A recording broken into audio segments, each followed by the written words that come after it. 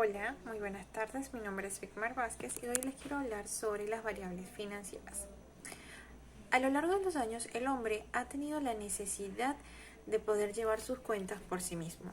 La evolución y el avance económico y el avance tecnológico también ha tenido un fuerte impacto en cuanto a este nivel de finanzas para la humanidad. Desde un principio, los humanos realizaban sus contabilidades a través de piedras, a través de los dedos o a través de algunas formas primitivas. Actualmente existen una cantidad de métodos necesarios para poder llevar las finanzas y la contabilidad de un negocio.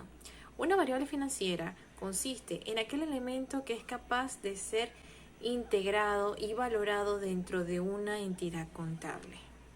Generalmente viene relacionado con otro sinfín de elementos dentro de las finanzas. Una de las características de las finanzas más básicas vienen sujetas por la solvencia, la estabilidad y la productividad de la economía, de la contabilidad o el manejo financiero y administrativo de una empresa o entidad privada.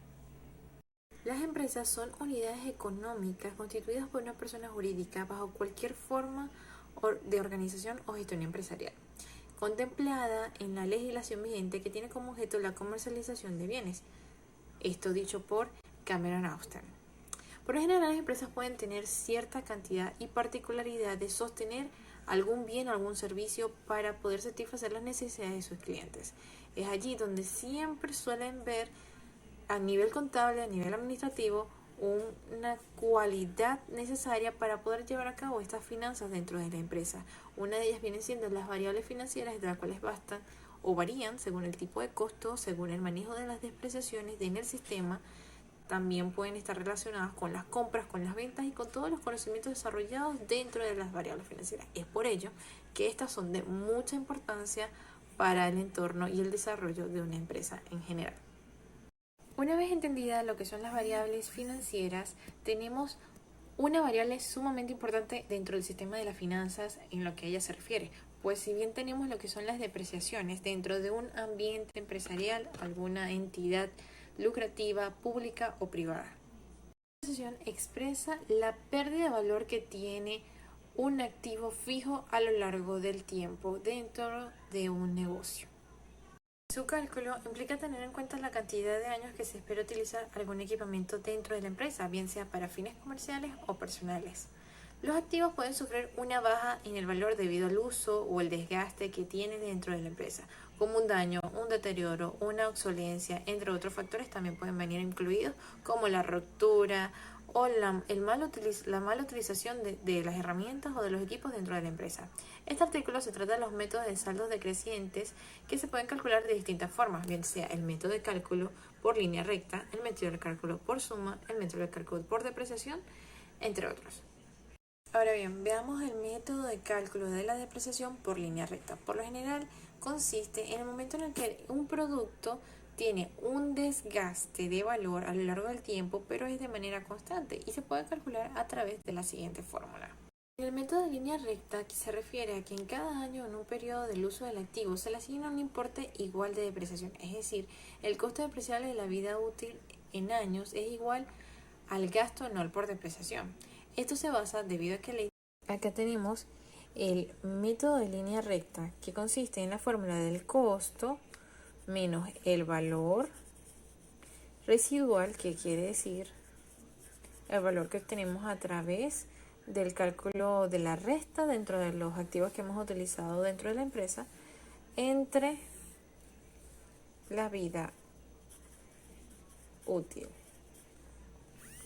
Esto viene siendo igual al costo, esto puede ser en porcentajes, menos el valor residual entre la vida útil en meses. En el método de línea recta, que se refiere a que en cada año en un periodo del uso del activo se le asigna un importe igual de depreciación, es decir, el costo depreciable de la vida útil en años es igual al gasto anual por depreciación.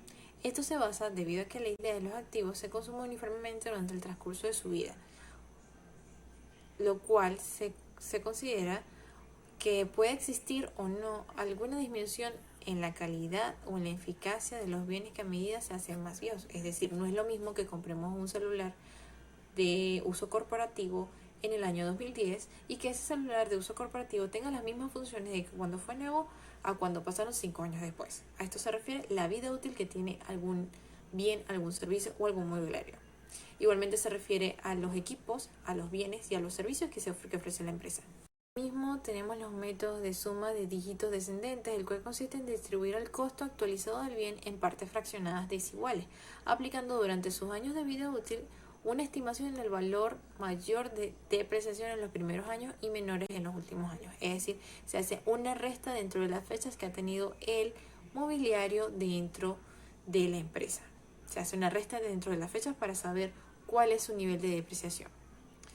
Existe el método de la suma de dígitos ascendente, el cual consiste en distribuir el costo actualizado del bien en partes fraccionadas desiguales, aplicando durante años iguales su vida útil, estimando una menor depreciación en los primeros años. Durante este proceso de amortización, la tasa de amortización doble permanece constante y se aplica el valor contable de reducción para cada periodo de amortización, siendo entonces diferentes para cada periodo a diferentes del método lineal.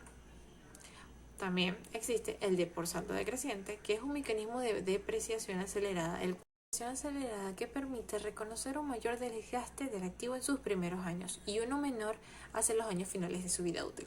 En consecuencia, cuando se utiliza el método de depreciación de saldos decrecientes, el gasto por depreciaciones suele ser mayor en la depreciación acelerada, que permite reconocer un mayor desgaste del activo en sus primeros años y uno menor hacia los años finales de su vida útil. En consecuencia, cuando se utiliza el método de depreciación de saldos decrecientes, el gasto por depreciaciones suele ser mayor en los primeros años y va disminuyendo a medida que avanza la vida útil del activo. Para aplicar este método de depreciación de saldos decrecientes se debe calcular en primer lugar la tasa de depreciación que se le aplicará al costo del activo para hallar el valor a depreciar y calcular los años y el mes del costo del activo. Por lo general, estos datos los suelen dar los profesores en la realización y la resolución de los ejercicios. Una de las variables más importantes en el mundo de las finanzas se refiere a la vida útil. La vida útil de los activos de la empresa se refiere al caso en el que los activos fijos y cualquier otro activo susceptible de ser depreciado es utilizada para calcular la alicuota de depreciación anual. Básicamente es el tiempo durante el cual se espera que un activo funcione y participe en la generación de los ingresos o renta de la empresa. Todo activo es susceptible de sufrir desgaste por el uso que se haga de él, de modo que a pesar del tiempo, ese activo termina siendo inservible, siendo incapaz de generar beneficio para la empresa. El valor de salvamiento de un activo se refiere al valor residual, que viene siendo la parte que no se deprecia de un activo, porque es el valor que la empresa espera que tenga al finalizar su vida útil. Al no despreciarse parte del activo, esa parte no se lleva al gasto por depreciación y permanece en el activo finalmente como un valor residual. Lo que llamamos como el costo, que viene siendo el valor que va a tener ese activo, ese bien o ese servicio que va a ofrecer la empresa. El costo, también llamado coste, es el desembolso económico que se realiza para la producción de algún bien o la oferta de algún servicio. El costo incluye la compra de insumos, el pago de la mano de obra, los gastos en la producción y los gastos administrativos dentro de la empresa. Para ella, entre ellos están, según su comportamiento, como los costos fijos, que vienen siendo aquellos que poseen una empresa más allá de la producción obtenida, es decir, que su valor no varía según de lo producido. Los costos fijos solo pueden ser estipulados a corto plazo, ya que al correr el tiempo eventualmente varían. En este caso pueden ser como los gastos, o mejor dicho, los costos de los alquileres, los pagos del internet, de la luz, del agua, de los bienes y servicios que necesita la empresa para poder funcionar. Quiere decir que son esos costos que siempre van a tener que pagarse. De este se podría dar un ejemplo como en el caso de las papelerías, que tienen que pagar tanto luz como internet, como arriendo, como transporte, como seguridad y seguros hacia sus trabajadores. Deben de pagar los salarios y los sueldos a sus empleados. Este sería un ejemplo de los costos.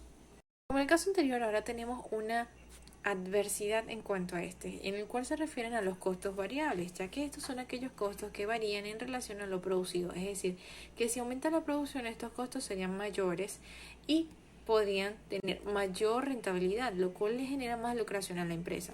Algunos ejemplos son la cantidad de materia prima utilizada, el embalaje que se utiliza, el empaquetado de los productos, la distribución de los productos y la materia prima del producto. Tener mayor rentabilidad, lo cual le genera más lucración a la empresa. Algunos ejemplos son la cantidad de materia prima utilizada, el embalaje que se utiliza, el empaquetado de los productos, la distribución de los productos y la materia prima del producto.